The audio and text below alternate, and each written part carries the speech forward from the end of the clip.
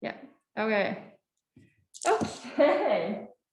Maybe I'll stay close to here. I'm gonna take my mask off for a moment. Hello, everyone. If you can hear me and you have your camera on, can you give me a thumbs up? Okay, nice. Okay. Hi, everyone. My name is Sarah. I'm the researcher at the Rossland Museum. Thanks for joining us. Apologies for the delay. We were sorting out internet things. So I am excited to welcome you all here today to the Rossland Museum. And I'm especially excited to welcome Sinixt, Autonomous Sinixt Matriarch, Marilyn James. We're very much looking forward to hearing what you have to share with us today, Marilyn. For all of you listening on Zoom, thanks for tuning in. The museum internet is notoriously unstable, so I just want to assure you that we are recording this on a secondary device. So if you do have trouble hearing, there will be a secondary device that's recording the whole thing. And so we will put that on our website so you'll be able to see it later. You are welcome to ask questions. We just ask that you start by having yourselves on mute. And Marilyn will share with us what she wants to share, and then afterwards we'll open it up for question and answer period, which then you can unmute yourself to ask in person, or you can use the chat feature. So that is on the bottom of your screen, there's a little speech bubble you can click and press, write your question into the chat, and we'll read those out to Marilyn also. Other than that, we do want to thank the Trillium District Arts Council for their support of our speaker series. And I will now hand it over to Kale Kiwi, who's going to introduce Marilyn. Okay. So my name is Kale, and I have the honor of introducing Marilyn James, who I have worked with closely for the last 6 years. She is matriarch of Smum matriarch of the Autonomous Sinixt. She's an elder with a phenomenal amount of knowledge, generosity, courage, and just plain good humor. And in addition to that, she also has a background, she has a master's in education, and she is an accomplished storyteller and an accomplished author. She's also appeared at conferences and has written papers. So Marilyn is also importantly a mother and a grandmother of 8, and she is perhaps best known for being a staunch and vocal defender of the land and water and the ancestors of her people here in Sinixt Tumhulau, her ancestral homeland. I'd like to welcome Marilyn James. Of course, as per usual, I'm now directionally challenged north. Oh, this way? Okay. Before I speak of things, I often like to lay down a little tobacco, and then my ancestors kind of keep me in check about what I'm about to say, because I also, in spite of myself, I cuss like a trooper, and it just gets away with me from me sometimes. But sometimes my ancestors guide me away from that. So, Quillen Shooten, thank you for the blessing of this day. Quillen Shooten, thank you for the blessing of this life. We've come, Quillen Shooten, on this day to this place to talk about the importance of our language and the work that we're doing and how we can open the hearts, minds, spirits, and will of those who are listening to maybe engage with us on this journey into the revitalization of our language. For these blessings on this day, Quillen Shooten, I offer you this tobacco to the north, to the east, to the south, and to the west, and to our sacred mountains for working. And I say, lim, lim, lim, lim, lim, lim, lim.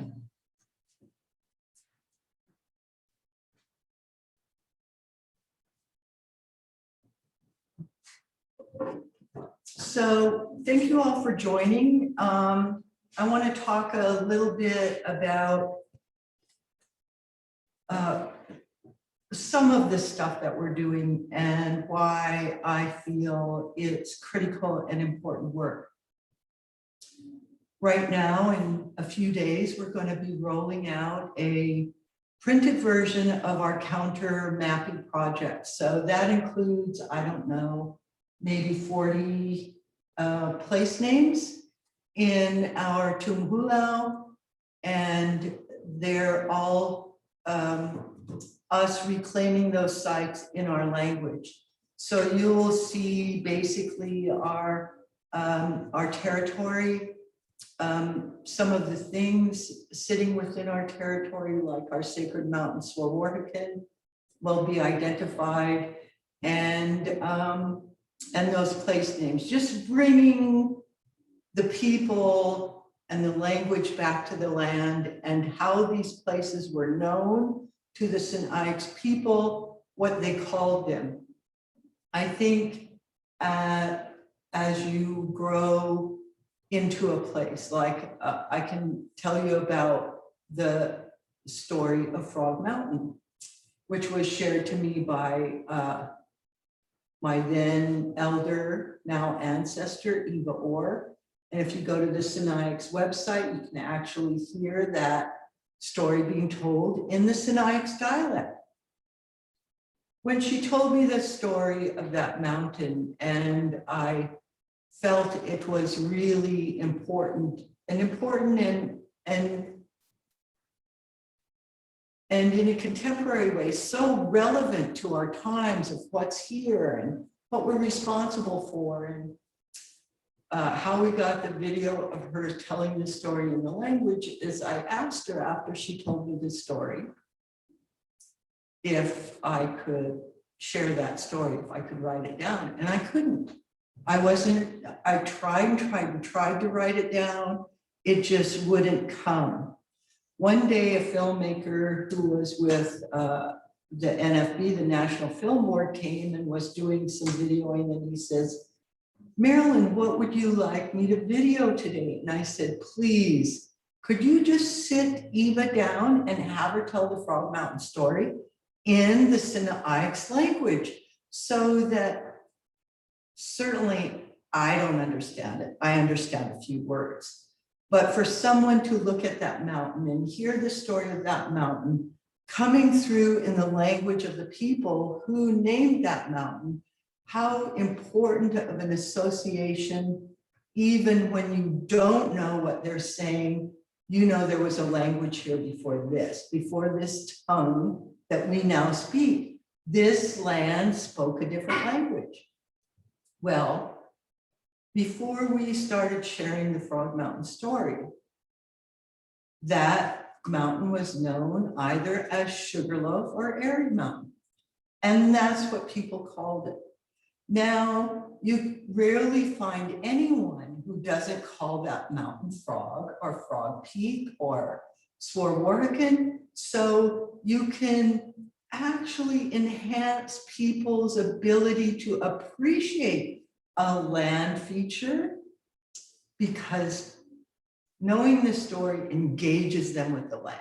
Knowing what the real name is of a place, you don't come up with names like King George Park or, you know, Airy Mountain or Sugarloaf, because those weren't common things here that we could look at and associate with.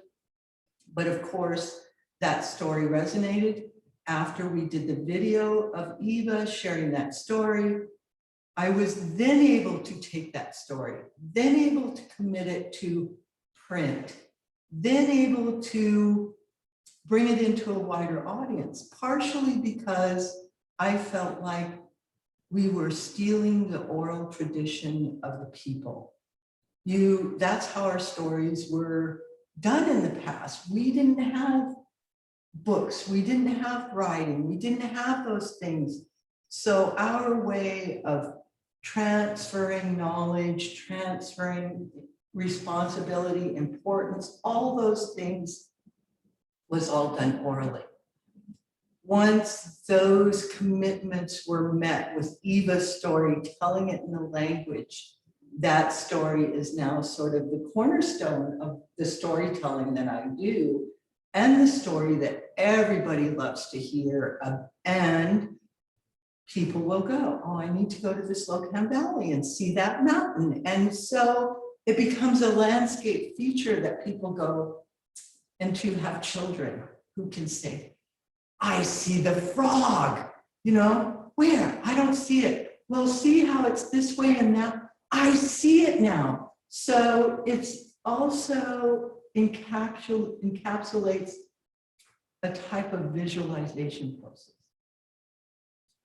So not only bringing stories, but bringing the actual names to the land back. When you're here and you use our word, Camarcan, for this place, and you begin referring to this place, Rossland, as Camarcan, and the other word for the ski hill for Red Mountain, which was our berry camping site, where our people set up camp, and that you begin reflecting on the land a little differently. And when you speak the language of the land, I feel, in my experience, the land speaks back. So bringing those names, bringing those associations, bringing the capacity for people to visualize. And it's a challenge, I must say, for me as a Sinixt person, even to enunciate some of those words and how you associate them and what the stories are. And of course, our print map, which will be out in a few days, will feature the names of the map on the map in the front, and the back will be full of all kinds of information, history, link sites for further information. However, my studious assistants, very busy and productive assistants, we had a meeting with our digital linguist guys on Thursday of last week, and we're in the process now of finalizing the digital map. So you'll be able to go on your website, click on a button for Camarcan, hear an enunciation for that word, because seeing it in print is not like hearing it and knowing how to enunciate it and those kinds of things. So I think it will really help people and able to articulate some of those words, at least attempt to articulate them in a good way, at least where you live. Or if you're going to visit a site like Swarwarrican, that you would greet the mountain by the mountain's name. And when you know, I don't always say Swarwarrican, I will sometimes be coming down the valley and I'll go, oh, Froggy, there you are. I'm so happy to see you. You're so beautiful. And then there's a transference of energy. The land responds. It's emotional sometimes. So giving the public an opportunity to create those associations on a linguistic value system is really important.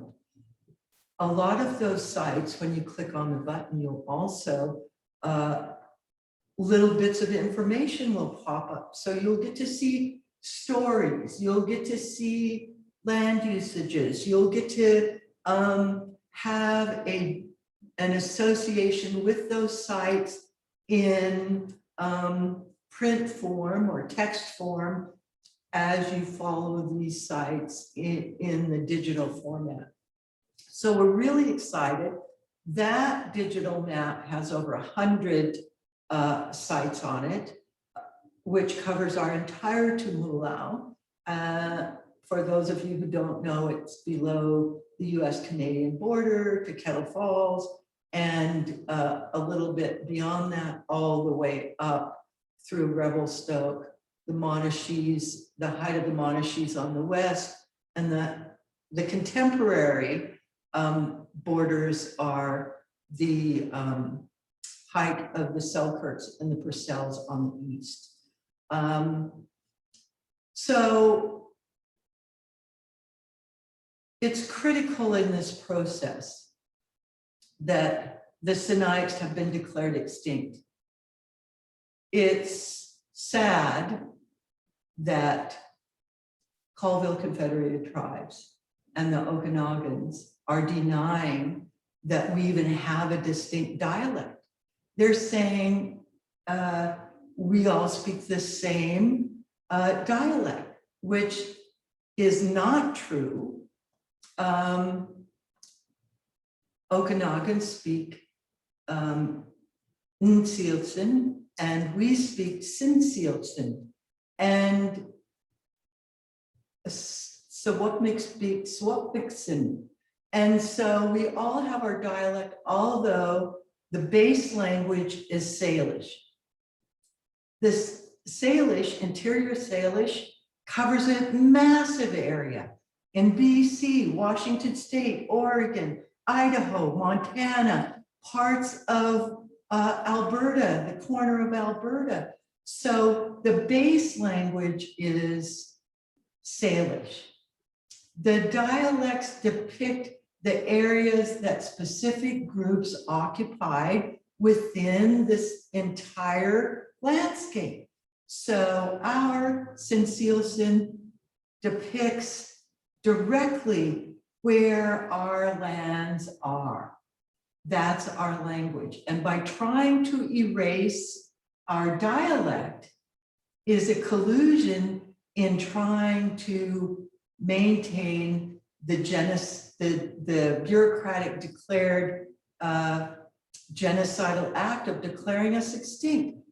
That bureaucratic act has now been compounded by the BC treaty process, where other tribal groups are now not only coming in and trying to collude and maintain this erasure from the land, they're coming in and actually gaining access to our resources, to our landscape, to our ancestors, to many things without even discussing with the autonomous Sinixt who've been here, standing for the land, standing for the water, in my case, being arrested for trees, being arrested for water, creating community, creating relationships over decades. Now they want to step in, and the government is filling their heads with this nonsense about this is the way we're creating reconciliation with those tribal groups. If you claim this territory, we can consider it reconciliation. Well, if the government wants to create reconciliation with the Okanogans for something they've taken away from the Okanogans and the Okanagan Tumula, they're not creating reconciliation by giving them our resources, giving them our land, giving them access. Yes, yes, yes. I do realize that bureaucratic processes have impacted our people and all Indian people across Canada. Under the Indian Act, if you were a Native woman and you married a non-Native person, you were no longer considered Native. If you were an Indian woman and you married an Indian from a different tribal group, you could no longer be your kind of Indian, you became his kind of Indian. Now, I don't know how marriage equates an ethnicity exchange or a cultural exchange when you know who you are and those kinds of things. And I'm so grateful. And even with the government recognized bands, they're saying, you can belong here, or you can belong here, or you can be recognized that, or you can have this blood quantum or that blood quantum, and we're going to decide which of these tribes we're going to associate you with. I've never listened to a government Indian the same way I've never listened to the government. However, I have listened to my elders, now my ancestors, and when they tell me who I am and how I am who I am and who my relatives are, that's who I believe. No government Indian can tell me that, and no government person can tell me that. And I don't care how many censuses they gather. And for government Indians to be saying there's no such thing as a Sinixt dialect, and where did Marilyn James get that? I say, too bad they didn't have an elder. Too bad they didn't have people to tell them, because, or that maybe they did, maybe they didn't listen. So it's very, very important, I feel. Now, I'm not saying I know a lot. I can't even speak my own tongue, but that doesn't stop me from knowing how important it is. That doesn't stop me from at least trying to bring some of it back in a way that even I can feel the energy coming from the land when I use a simple word for water like seal. And that water then heals me. It talks to me and it speaks really loud and clearly. And when you have a knowledge, and even though it might not be a full knowledge, you are challenged then to know. You are challenged then to educate yourself. You're challenged to not buy or toe the government line, or believe everything the government tells you, or to only believe the government Indians. Because how many people who have an association with the government believe that Justin Trudeau's the guy? There's plenty of Canadian citizens who don't believe he's the guy. I have one question for Justin Trudeau. Spending my tax money on a pipeline to harass Indians? Who gave Trudeau permission to do that with Canadian money? His impacts are severe. A lot of people don't agree with it, including the Wet'suwet'en people and many other people like myself who don't believe that the government should be creating confusion or conflict in areas between tribal governments and traditional governments, between common citizenry who are confused about this story. Well, we don't even know about the Sinixt. Let's throw a few more Indians in the mix. Let's give them the Okanogans to know about now, and let's give them the Tanaha to know about now, and let's give them the Sawatmik to know about now. And so whose language is it, and where does it come from, and whose dialect, and what's more important? And maybe we should just accept that we've been declared extinct and go hide under a rock. There's a really nice rock in the storage room, by the way. I wouldn't mind hiding under that rock. It's truly a Sinixt rock. It's beautiful. And maybe one day when you come to the Rossland Museum, you'll be able to see it. So it's these kinds of things. It's creating some clarity in a very confused time, in a very conflicted time. If you understand that there's a conflict, you have to become educated enough to understand, first of all, what's the conflict about? Second of all, in that scenario, whose side would you be on?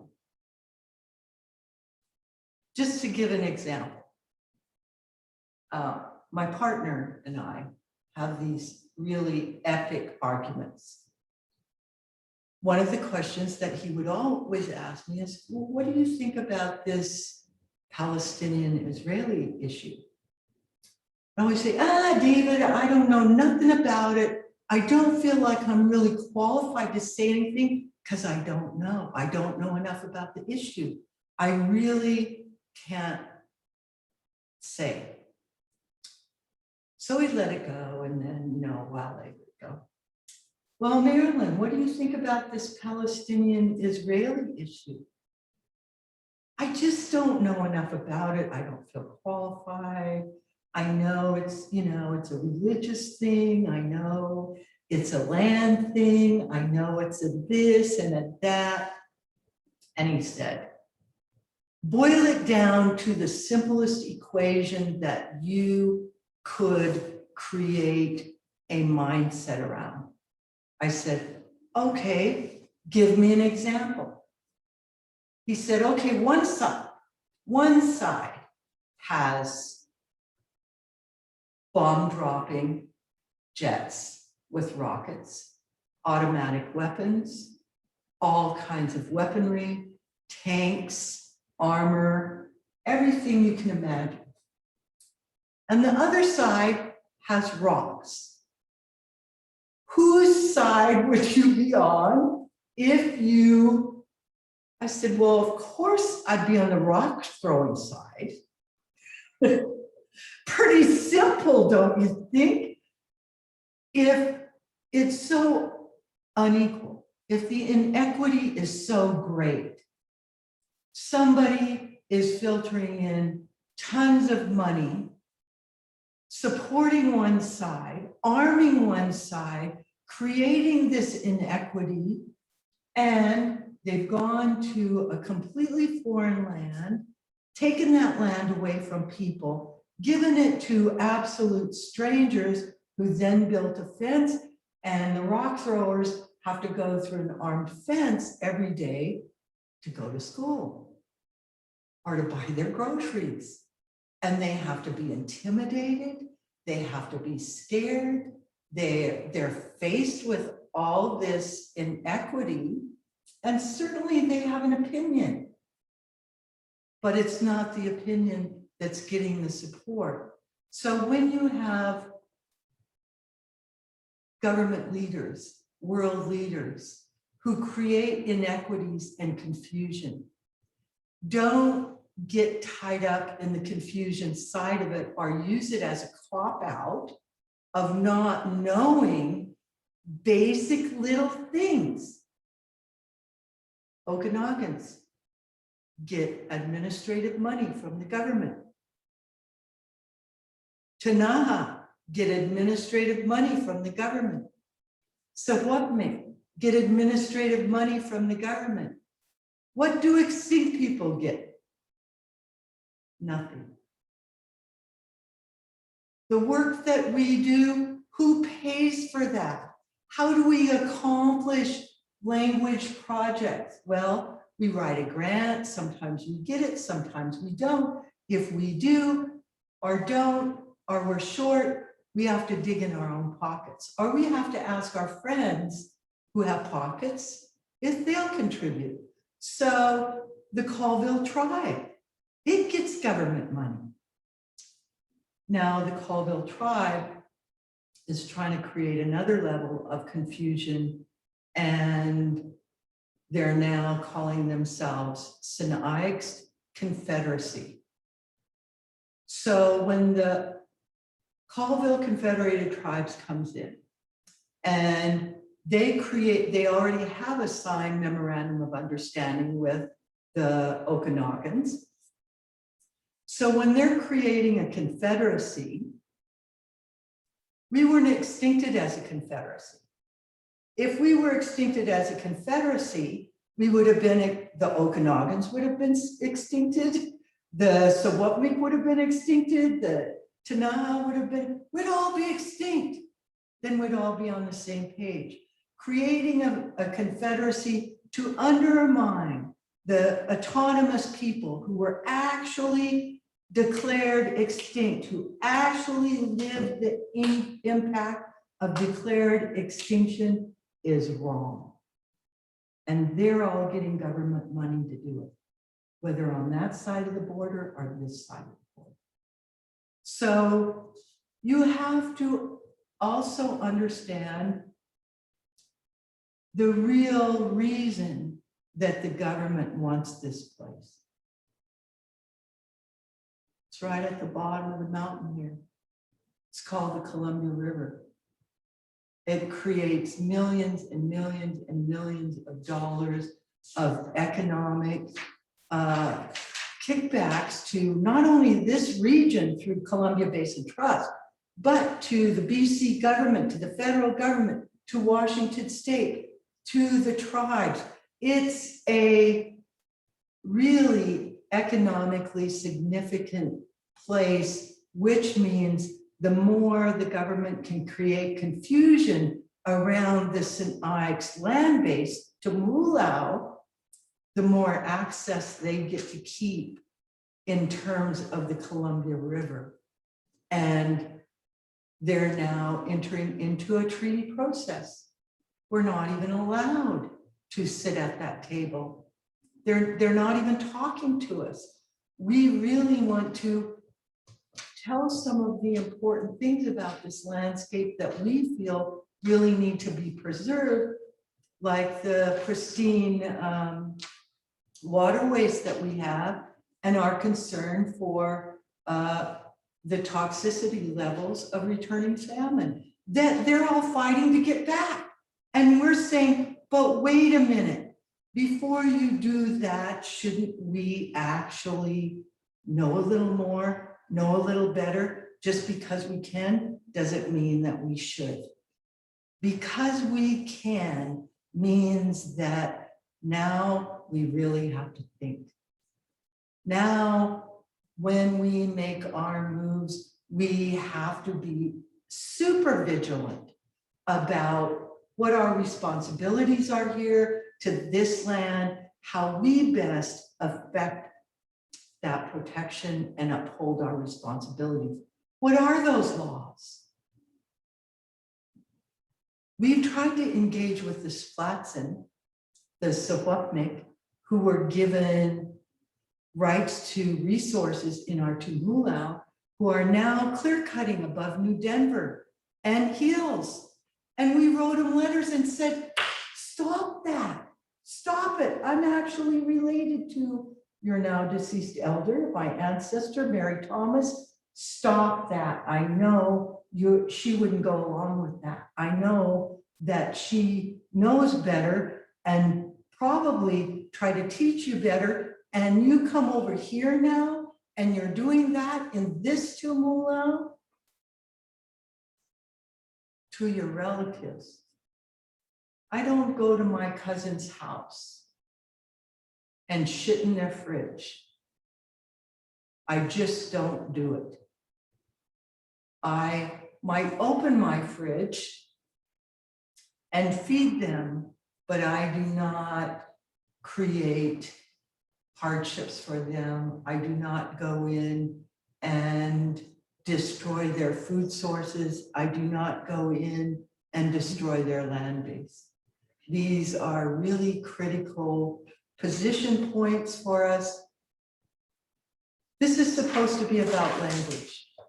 Whatever I'm talking about, yes, these are all critical issues, but hanging on to the last little bit, like we're hanging on to the last little bit of our language, doing what we can do to bring it back to life, keep this place alive, keep these waters clean, uphold our responsibility to our green people, our winged people, our four-leggeds, our little insect guys, all our little finnies. They're all our responsibility. And by creating these confusions on a government level through another ploy of bureaucratic shit is what it is. Bureaucratic genocide, bureaucratic oppression, bureaucratic racism. And one of the things that hurts me the most, I have one archaeologist that I work with, Nathan Goodale. Nathan Goodale came first as a field assistant to Dr. Prentice out of University of Montana. When Dr. Prentice and Ian Kite, Dr. Kite were on that dig way back when, The old gals were their consults. My mom and Bob's mom, Eva, were the consults to the dig. Now, when those old gals got too old, Bob took Eva's place. I took Ma's place as consults to that dig. 2 generations. Now, Lola, Bob's daughter, and my daughter, Therese, are also consults to that dig. 3 generations of our people have evolved in the knowledge of that dig. The government and all those other bands, the government requires Nathan Goodale to contact 14 other tribal groups, but not us, to dig up our ancestors or to talk to him about Sinixt issues and what's important. So, yes, as required by the government, he does contact those 14 bands. But who does he consult with? That's professionalism. When you know something is right and you have a long history, decades-long history of working with people, you don't just throw them out into the trash because the government says those are the wrong Indians. Sorry, these are now 14 other right Indians that you should be working with, when he doesn't even know them or they've never actually come forward with even a word of consultation that is relevant to that site, or be able to give feedback or talk about what he finds, or you know, sometimes you just need to discuss what you find to create streams of knowledge that will lead you in some way as you wind this way and that way and that way and that way to a line of truth, because it's evidentiary based. The historical evidence puts us here. You don't have to go and in contemporary days and dig it up. Just go to the old journals, you know, Tate, Ray, Dawson?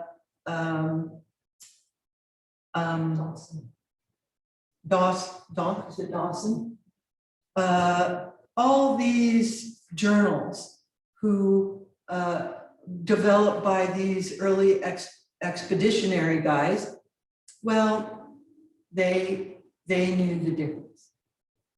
There is a bleak bit, and that is that sometimes we run into academics who think they know better. Boaz, who was the original guy who was in this area, was a anthropologist, early anthropologist, and he took a particular liking to the Sawatmik. So he just declared the whole area Sawatmik. His understudy, Tate, said, wait a minute, wait, we didn't quite get that right. Tate says, I'm going to go and study this further. We need to clean up this record. The head guy, Boaz, refused. He was a nationalist German who were experiencing nationalism, and he felt nationalism would be a good way for Indians to go. So just giving the Indians to the tribe that he thought was the best tribe would be a good national approach to how we treat Indians. Except Tate, again, even though he tried to correct Boaz and Boaz didn't do it, he was compelled and professional enough to go in and actually do some of the boots on the ground documentation that created this historical evidence. It's there for everybody. People don't need to be confused. People can study and learn. And that's what I encourage you to do. And that's what these language projects are encouraging you to do.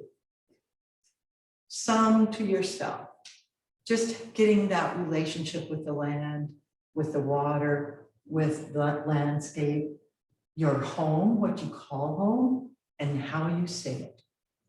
And see what happens. I love hearing stories like that, where people will go, oh, I've gone to my water source, and my water, I call it silk now. And important things are happening. I really am creating a relationship, and we're not the only ones. Indian people struggle all over. Traditional people struggle all over. I encourage people to go forward, do what they can wherever they are, learn what they can whenever they can. If you need to reach out, reach out. We'll point in the direction of some educational material. But, I also not only like to ramble on and on and on, because I could, I'm quite mouthy. But I would like, if there are questions out there, if there are comments, I would love to hear.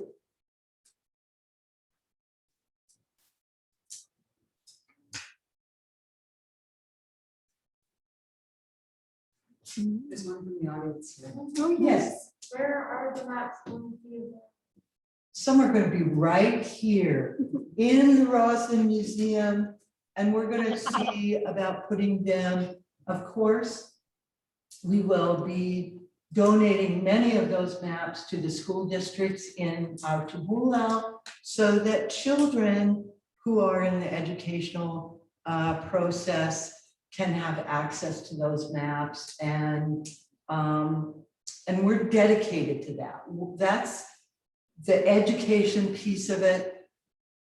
We, so we'll be giving those away to school districts, at least, a good chunk of them. And then we also want to make them available in museums, in information centers, in bookstores, so that the public can go out and access these maps as well. And then we'll, through our website and probably through public service announcements or press releases, when the digital map is ready to be rolled out, we'll certainly go around our region and introduce that digital map so that museums like the Rossland Museum, can have their computer up, people can have access to that digital footprint and the information that's there.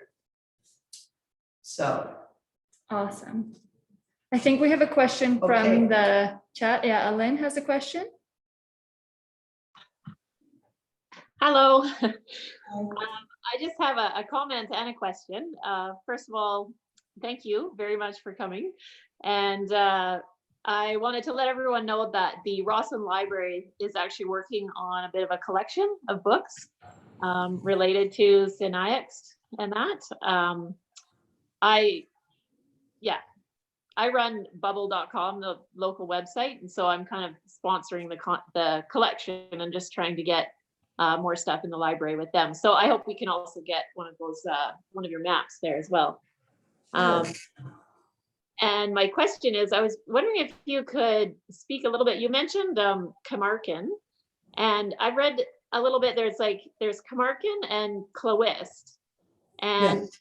I'm just a little bit confused. So if I were to say where I live, in Rossland, would I say Cloist or would I say Camarcan?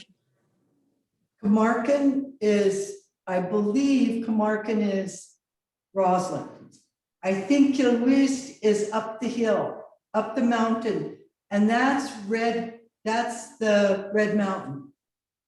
So this area, okay. If you were in Rossland, you'd say probably Camarcan. It's one or the other, not like I say, I'm not really proficient in all this stuff just yet. Marilyn, can I say something about Sure, books? go. So one of the other products of this language revitalization project is that the Not Extinct book is going to be turned into an online exhibit, and embedded in that online exhibit will be audio files. Some of them will be of the stories connected to the Not Extinct project, but there will be 20 Sinixt words also embedded so that you can press on it and you can practice. How's that again? Limb, limp, limb, limp. Oh, what's that one? No. Okay, loot, loot. And so that's in the works as well. And that will be a way for people to learn 20 simple, like daily words that they can start to use. The other book projects that we have on the go is we're working on Marilyn's memoir. And that will also be a audio, visual, textual work, leaning more towards the audio and visual than Not Extinct did. And we're working on a series of children's books about the Sinixt. So those will be rolling out in the next couple of years. So keep your eyes open for all of those things. Awesome. Book chapters. We also have a bunch of things coming out in print. Lori and I have an article, a chapter in a book called Myth and History in Post-Colonial Consciousness, and also in Borderlands is an article by Lori and Marilyn and Lou Stone, and other Sinixt person elder. So we're working on academic articles, so there's lots of places to go. And if you go to academia edu and input Sinixt, a number of articles will come up there, some by Lori, some by Marilyn. So there's lots and lots of resources out there. And I also suggest people visit the Blood of Life Collective website. That's bloodoflifecollective.org, and you can see a list of projects that Smum and the Blood of Life Collective are working on together. Blood of Life Collective is sort of an arm of Smum, which is the governance body that Marilyn is part of.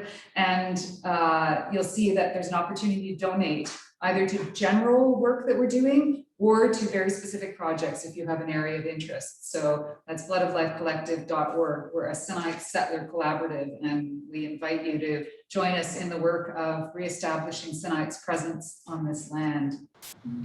And through that allyship, one of the gals who came to help establish that website and get involved in creating the Blood of Life Collective Society.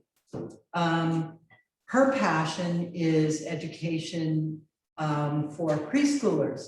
So if you have a project like she did, which is called 500 by 5, which is the project she wants to see come under that collective, it is exposing children under the age of 5 to 500 titles of diversity, inclusion, sensitivity, just creating knowledge bases and tolerance around different ethnic groups, different religious groups, different ways of perceiving people. So not only can you contribute or engage in the projects that are on the go, if you have a project that you think is really important to fly in our community, then certainly you can propose those projects to us, and we can then begin the process of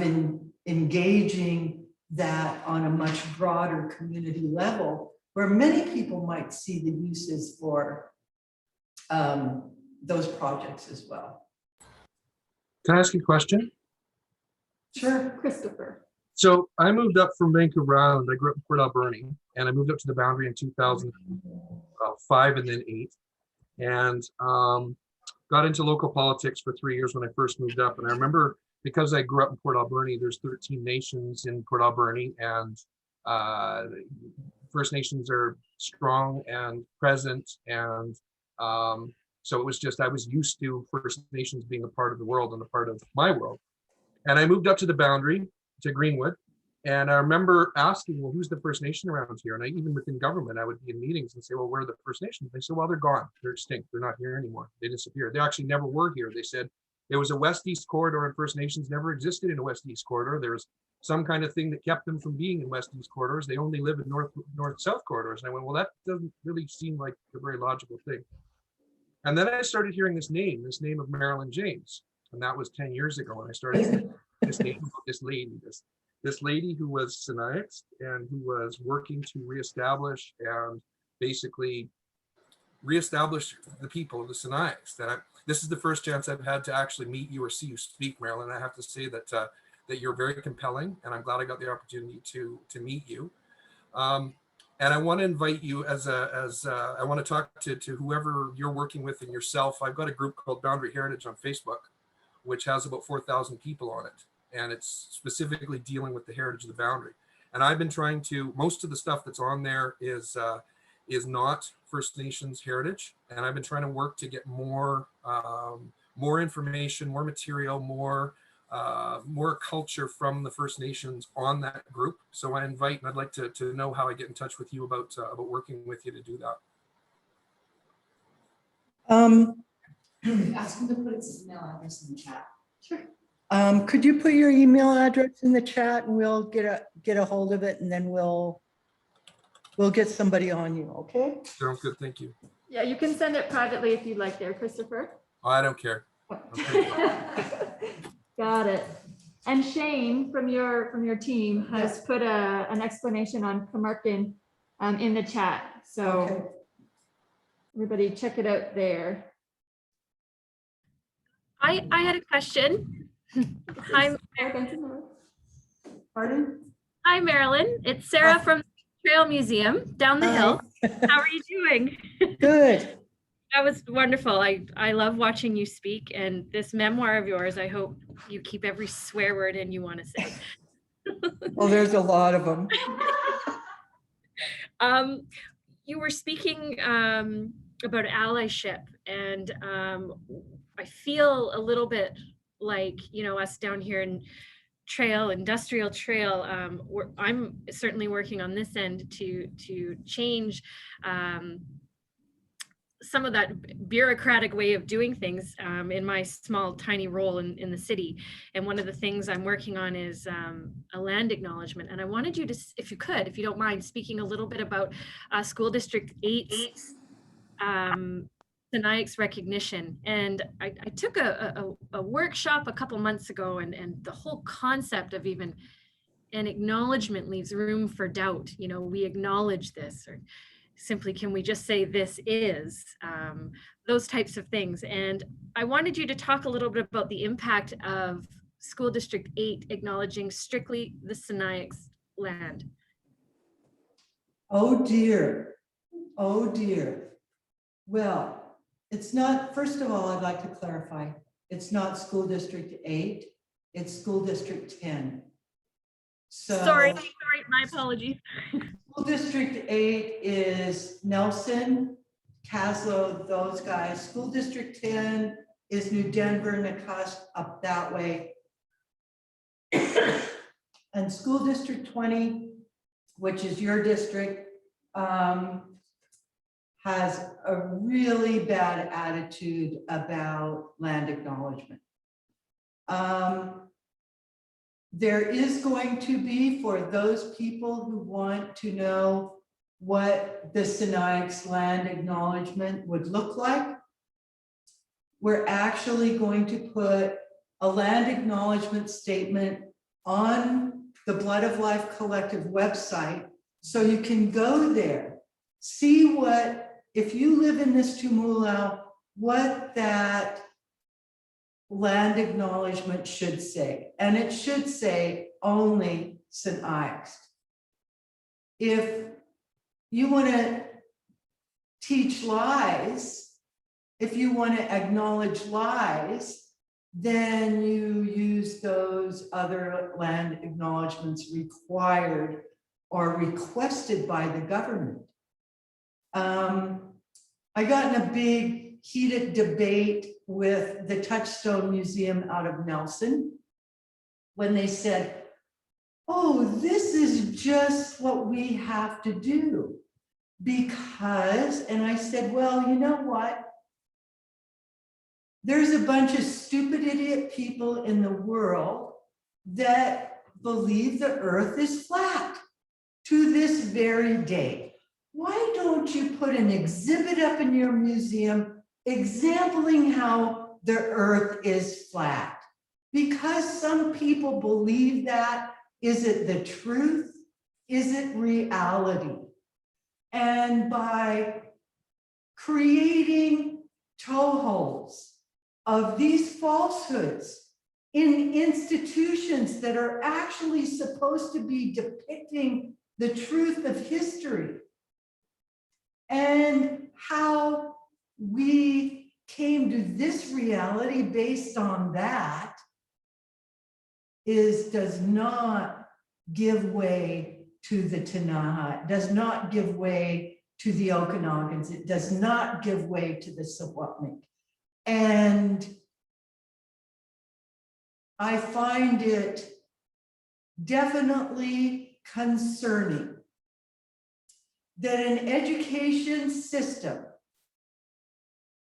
that, excuse my French, fucked over little Indian kids for many, many, many years and tried to kill the Indian and save the child, that education systems are involved in creating levels of lies that is damaging the very Indian people. Because when you create confusion and create lies, and you have a little Sinixt child like my granddaughter who is standing, pulling on the sleeve of the Aboriginal ed worker saying, I'm Sinixt, I'm Sinixt, I'm Sinixt, and we recognize Okanagan, and we recognize, what are you doing to that child?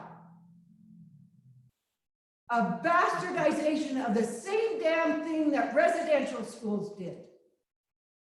That's what I think about what they're doing with land acknowledgement. Sorry. I can go there. Can I just add that? Thank you, Marilyn. Sorry that inspired some emotions like that. I'm doing it because I've been assigned to do it, and I need help, and I'm watching what's going on all around us, and I'm hoping that what School District 10 is doing is supporting you. I hope it is creating some allyship, seeing more recognition like that very formally by, say, local governments. Does that provide any support for you at a higher bureaucratic level? You know, I have to say this, allyship doesn't happen like that. Terry Taylor, who's the superintendent there, her and I went around the bush a few times. It's through those few times around the bush, you know, that I kept sticking my foot out and tripping her and, you know, saying the same thing over and over and over and doing it as possessively as I can. It took a while, but she got there. She is now being harassed by those other tribal groups.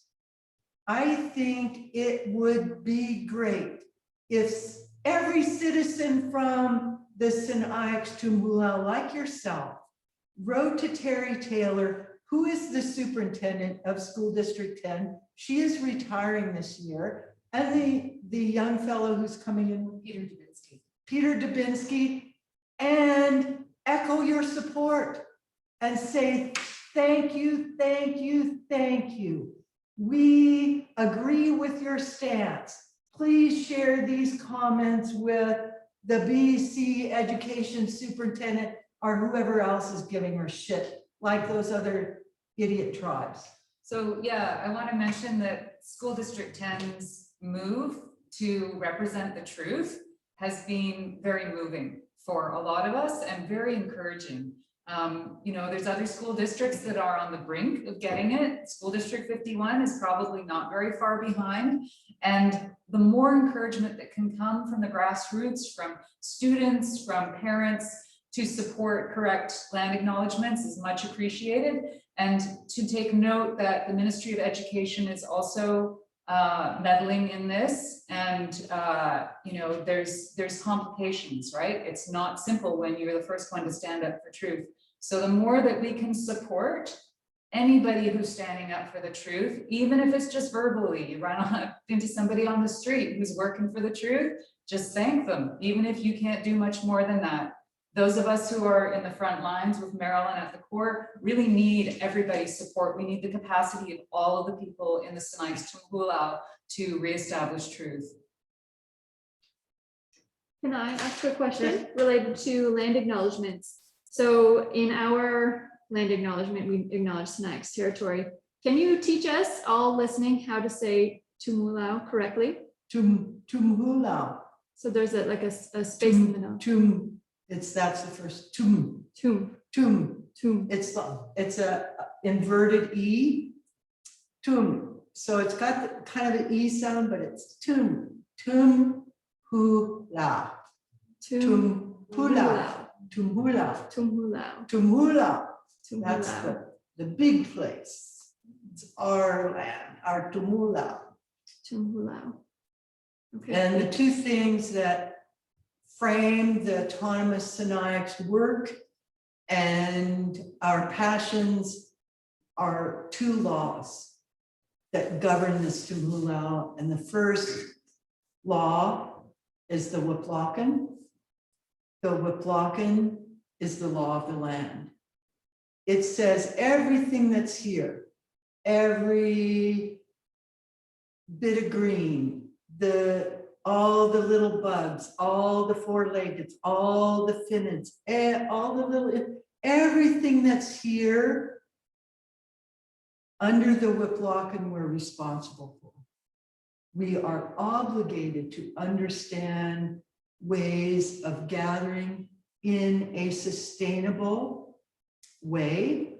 We gather not to take away from bears or geese or whatever. We just had this nice little great event up at Sinkney Marsh, which is up by hills, and just teaching children how we gathered eggs once a year, how we gather them, how you create conservation. You could have one egg, maybe two eggs out of a nest. So creating this knowledge around what those responsibilities look like when you come across little lizards or frogs, or if there's some way you can help to transport frogs across the highway so they don't get ran over, our little toads. However it is you can contribute in whatever way you can fulfill a bit of your responsibility. And the second law, that's the law of the land, the Wiplocken. And the second law, which I'm responsible for, is called Smum. And Smum literally translates into belongs to the women. So this Tumhula belongs to the women.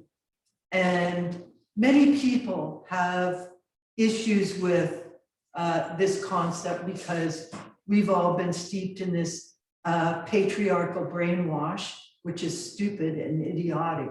When matrilineal matriarchy makes so much more sense, at least in the sense of Smum. Belongs to the women has two rules. First rule, take care of your own shit first. Whatever your shit is, take care of it. Put a roof over your head. Get yourself food. Take care of your kids. Take care of your grandkids. Take care of your relatives. Take care of all your own shit first. Second rule of Smum, be of service.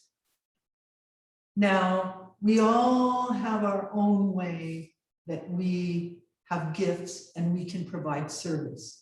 Don't do something you can't do, because that's not being of service. Do what you can do the best way you can do it, but only after you've taken care of your own shit first. And the other issue that people have with this smum is they say, well, why would it all go to the women? Why does this all belong to, what about the men? I said, well, we as women bring the next generation and the generation after that and the generation after that. Ultimately, if we're going to see those generations come through, survive, thrive, we are the ones responsible for this land. We're the ones responsible for these resources. We're the ones who have to make sure it's being done right. That's why it belongs to us. When men start giving birth, then it can belong to them too. And the other thing I gotta say is, when it's good, it's damn good. Things here, when we're prosperous, it's all wonderful.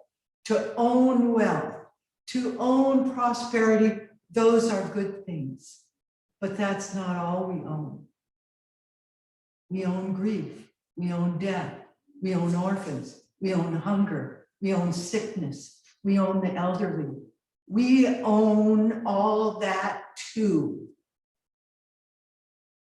We're the ones when we have a piece of meat this size and we gotta feed a whole bunch.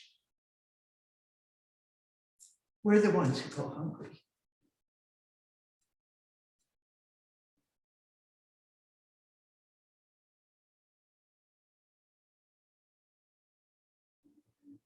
Owning is about owning. I just wanted is to about ask Marilyn,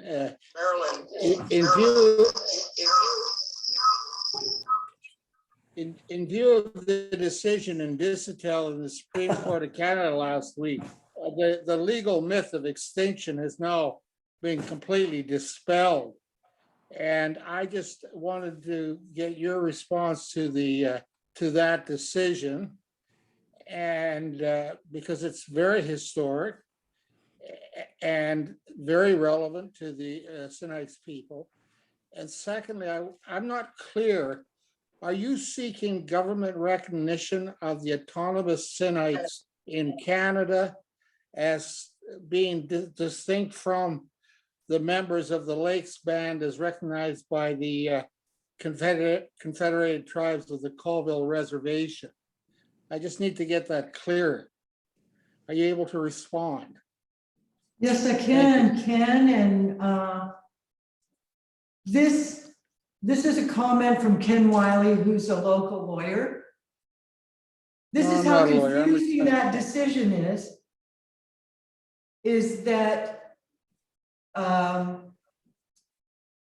that Digital case was about hunting rights, period.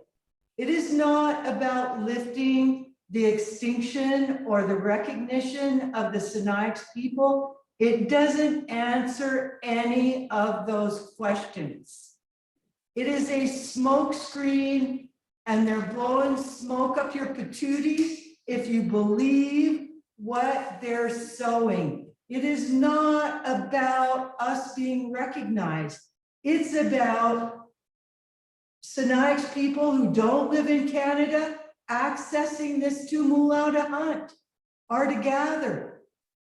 It has nothing to do with doing away with our declared extinction. Yes, we're still asking the government to lift that. What the Digital case got was not recognition under Section 35 of the Constitution, and KL made an important designation for people who don't get it. You know, the Métis people across Canada, they fought for and asked for hunting rights, Aboriginal rights, and they got them. So Métis can fish, can hunt, no land, no association. other than receiving rights to do Aboriginal traditional practices. It's not, we're not getting a reservation. We're not getting recognition. We're not getting any of that stuff. That's the spin doctor on the Colville decision. And they've been trying to confuse people, telling them that this case is what they're getting the Sinixt people. And it's not true whatsoever. It's simply hunting rights. The issue with what the Colvilles did with this Digital case, by spending hundreds of thousands of dollars over fighting for the Digital case, I had already established some hunting rights in our Tumhula through conservation over the last 8 to 10 years.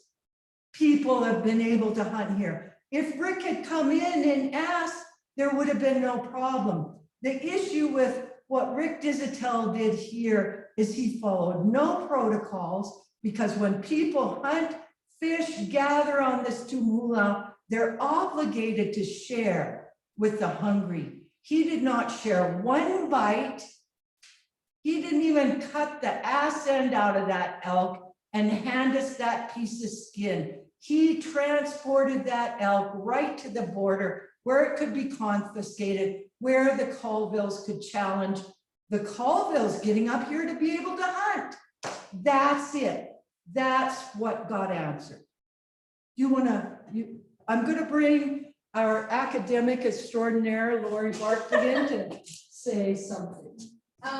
Yeah, I'd just like to clarify the extinction part. So in a 1995 letter from Ron Irwin, who was then Minister of Aboriginal Affairs and Northern Development Canada, he clarified that it's the Arrow Lakes band that is extinct for purposes of the Indian Act, but they acknowledged that the Sinixt never ceased to exist as a tribal people. So it is the band that has been declared extinct in Canada, the Arrow Lakes band, which was the only band created for the Sinixt people. Nothing in this case addresses the extinction of the Arrow Lakes band. It may be a toe in the door later on down the road, but it doesn't deal with any land rights. So as long as the Sinixt remain extinct for purposes of the Indian Act, that means that they don't have a government that is recognized by the federal or provincial government. So when they say that they're going to have to enter into consultation, the question of who they would consult with has yet to be answered. And so one of the things that when I pressed some of the local reporters a few months back when they were talking about some of the Des Sautel case is that sunshine logging case. So this was a case that was brought before the autonomous Sinixt, and they were trying to stop a logging case, sunshine logging, and they brought it before the courts. And what happened was the Colville Confederated Tribes and the Okanagan Nation Alliance intervened in this case. This was back in 2011, and said that the autonomous Sinixt or Sinixt Nation were not the appropriate representatives of Sinixt in Canada. So the evidence, there's boxes of evidence that had been prepared for the court to examine the evidence of Sinixt extinction.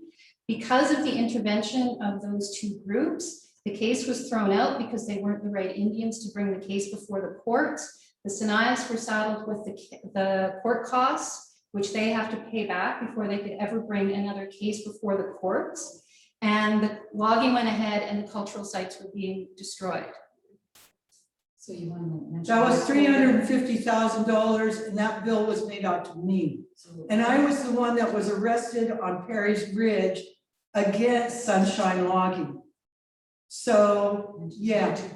Yes, so it's important to remember that those groups intervened against autonomous Sinixt, arguing about who's the right representative.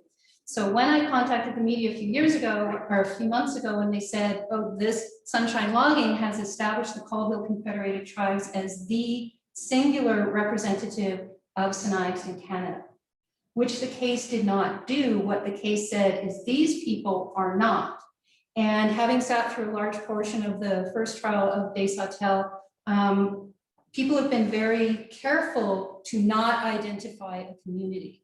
So yes, the Colville Confederated Tribes are a successor group to Sinixt rights in Canada, but they have not been determined that they are the only successor to those rights in Canada. A couple of things, and one is, I find it ironic that Underhill Visitel's lawyer almost used verbatim my affidavit in the Sunshine case. I also find it disheartening that Underhill, the Colville Confederated Tribe lawyer, was the government lawyer who actually fought against the Delgamoots in the Delgamoot court case, which I find a conflict of interest to then switch sides and try to,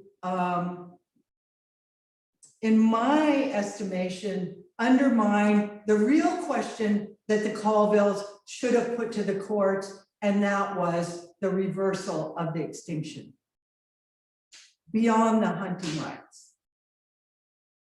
And did that answer your question?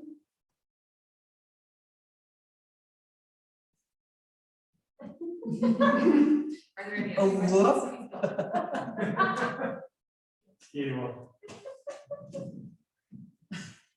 That's all the questions in the chat so far. Okay, I think. Ken's been talking this whole time, but I don't think he realized his mic was on mute. Oh, Ken is on mute. Oh. Oh, Ken, you're on mute. Can you? Okay. Oh, there There he you is. go. Excuse me, I'm a computer Luddite, but I know your response is not entirely clear to me, because I take some exception with the interpretations that you've attributed to the decision. And I think you ought to be aware that there are in fact members of the Lakes band that have already received recognition and hold status under the Canadian government legislation, which has been provided by proof of the fact that they are ancestrally related to persons of the Sinixt. I think you're talking about Harry Wong, and I think I know exactly that he's accepted as an Indian of Canada. He has no recognition as being a Sinixt person. He has the same status that I do, an Indian of Canada. It does not reverse the extinction. It does not align us as Sinixt. I'm just saying, as a matter of fact, that had been recognized and is in existence, which would in fact give him the recognition and status of being able to exercise the ancestral or aboriginal rights of any other recognized aboriginal person in Canada. But So not as a Sinixt. Not as a Sinixt. If the well, certainly government declared you extinct, Ken, and said, now you can be Bob Whitfield, we'll only know you as that. You might say, I don't want to be known as Bob Whitfield. I want to be known as Ken Wiley. And I have a right to be known as who I am and what I am. And simply by calling me due to Canada, Indian to Canada, that does not create a solution to a bureaucratic act of genocide. Okay. I'm not going to pursue the matter further. Thank you. So there's a difference between ancestral rights and rights under the Constitution. And so ancestral rights are things that happen prior to contact, fishing, hunting, ways of occupying the land. What it does not confer is the right to consultation about contemporary developments on the land. So that's what the extinction eliminated. It eliminated the right, the responsibility of developers and all of those others who are like in consultation, say on Okanagan territory with the Okanagan or on Tunaha territory with the Tunaha. That does not exist here. So, and the Disatel case does not overturn that. It gives the right to people of Sinixt ancestry to use their traditional rights as Aboriginal peoples on this land, not to sovereignty, not to self-governance, not to consultation. There's a very clear difference, and not to feed on the land. So yeah, there's a clear distinction there. And I get it. Indians are very confusing. We live in this political void, especially as extincted people. But when you have the government encouraging and creating levels of confusion, when the actual education and history isn't given to students in school districts, when really it's somebody's personal fortitude to go out and learn something for themselves, where they actually get introduced, at least in this Tumulau, to a little bit about what that means. I mean, my mom, being a Canadian Indian, couldn't be Sinixt because she's declared extinct. Couldn't be an Okanagan because she married a Sawatmik man. Couldn't be a Sawatmik woman because she married a Chinese guy. Couldn't be Chinese, and then she got with my dad, and she couldn't be an American Indian, which my dad was by default. So I mean, we have so many laws and confusion around who we are, how we can be recognized, what kind of tribal affiliation we are. And some people, some Indian people out there, I'm sorry to say, they're completely lost because of the bureaucratic gobbledygook.